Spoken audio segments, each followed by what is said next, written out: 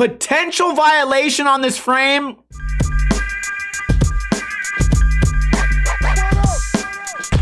What is going on, guys? Welcome to another episode of Ninja Review. Today we are reviewing BERLE for VANS on the Thrasher Magazine YouTube channel. Yesterday we reviewed Braden Hoban's Catalyst part, and a few days ago we reviewed Jamie Foy. These are, in my opinion, the top 3 names for potential skater of the year. Let's rewind and play. Elijah BERLE. I'm gonna have to block this for YouTube. I remember skating with this guy when he was only 15 years old. He's in our local video called That. Not the best name for a local video, I know. Starting off with a giant lip slide to fakie, got the chest tattoo, skating the vert ramp, back grind, big air right there with the 1 foot off.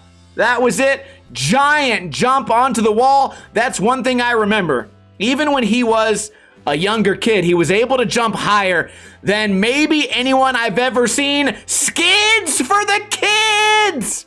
He's skidding for the children, rolling down a hill. We get a nose grind, slamming. Is he gonna get up and try it again? I don't know. Bouncing off the fence. So far, this is probably what we kind of expected. Some giant rails, some drop-ins, some high 50-50s. Maybe we're gonna jump over some handicap rails soon. A back 180. We get a switch trick. Wasn't sure if I expected that. Switch big spin. Skateboard's going crazy. Jumping over this big rail. A kickflip. Catches it. No heel drags. No toe drags. No hands on the ground. Was that a switch 180 or a switch wall ride? I'm not sure. He's gonna push a few times. We got a Jersey barrier coming up. What do we get? Crooked grind. Holds onto it. Pops out. Not bad at all. Grinding up a rail. Would have been crazy if we did not get one of those. Does a little slide into a carve grind on that. I think, was it Dylan that did a trick there? Did a dick there. Wow. Nice commentary, Steve. We get a little nollie to lip slide stall. Oh my God, you guys are gonna crucify me in the comments when I'm naming these tricks my weird version of what they're actually called. This commentary is a disaster. We get some ledge dancing right now. He's got his motorcycle friend. We got some action. Big back grind right there. Jumps back into the bank, holding on. We get a road sign. He didn't need to call a ramp company just to get up there. Kick flip into the grind. Little bit of a rocket flip. No big deal. No big violations yet. He can flip out of ledges. A lot of pros these days don't be going that route. Does the fakie ollie to switch 5-0. I can already see the comments now. Little Wally right there, pushing a few times. Gonna hit something on this rail. What's it gonna be? Back tail shove. A little bit of a tic-tac. Not a big violation. Gaps all the way over to the back Smith. We get a fakie inward heel to a manual on this table. Potential violation on this frame, but we're gonna give him the benefit of the doubt. Also potential tail scrape here. Another angle would be great. But you know what? I should just be happy that a big rail skater is skating tables doing manual tricks, because that's something that's gone the way of the dodo. It's extinct now. Very steep kinks right here. Jumps off the last kink. Don't run into traffic. You might get hit by a car. Ollie's over this rail, rolling down the hill. It was actually a steep hill. So not a lot to complain about here. I'm sure you guys were praying that I would say a bunch of negative things, but this is the type of skating that I like. I like people that jump on big rails. I like skating to be like a stuntman, you know? Look at this insane nose blunt. You look at this rail, you think maybe a guy will gap to lip slide, maybe gap to backboard. You don't think someone's gonna blast a nose blunt all the way onto an insane obstacle. Maybe you guys can let me know in a comment, has anyone else ever skated that? And was it anything more than a board slide? Probably not. Ollie's up to a high 50-50. I don't really care that much about the high tricks. Fakie ollie into an insane rail that also curves, and it's a fat circle. I don't really care for the guys that can jump high and all they do is flat bar tricks on handicap rails. I don't really care for that. At least this guy's using his high jumping abilities to jump into an abandoned store, to jump into big long rails and to flip out of things and shove out. At least he's using these abilities for something other than what some people do. Giant impossible, over the rail, inflatable arms, dropping in, grinds up across and down, but uses a ramp.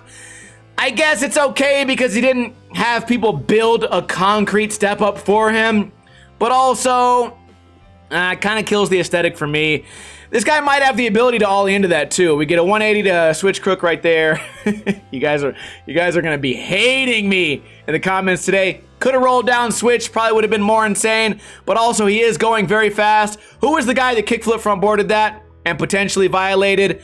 I don't remember right now, but if that's the banger of this video part, I don't want to talk any shit, but I will say that, in my opinion, if we compare just this video part against just this video part, then in my opinion, Hoban's stands out. I think that it would be more fair to compare Jamie Foy to Braden Hoban rather than put BERLE in the conversation, but again, that's just my opinion. I do appreciate the variety here, but I think Hoban pushed the limits of skateboarding just a little bit more. And I think you super intense Thrasher fanboys are kind of influenced by what Thrasher and the internet tells you what to think. But in my opinion, this video part is a 9.5. Hoban's got a 10 out of 10. I think I actually gave it an 11 out of 10. But you know what? You guys are welcome to have your own opinion. I think with Elijah BERLE, we got exactly what we expected. I think with Hoban, we got a little bit more. And I would go even further to say that, in my opinion, I think Foy pushed skateboarding even further this year. Then again, I'm not the most knowledgeable on modern skating. You know, I think that for the most part, that keeps me more unbiased than other people. I judge the skateboarding I see based on the tricks and the style. A lot of you guys judge it based on who it is and what their name is. So I think that sets us apart. I would also venture to guess that the Super GX 1000 fanboys are going to say that BERLE had a better part than Hoban and maybe he deserves it more. But who cares? That's what the comments are for. I would love to hear your thoughts in a comment below. If you missed yesterday's video, you can check that, see my breakdown. You'd have to go back to last week to see the Foy breakdown.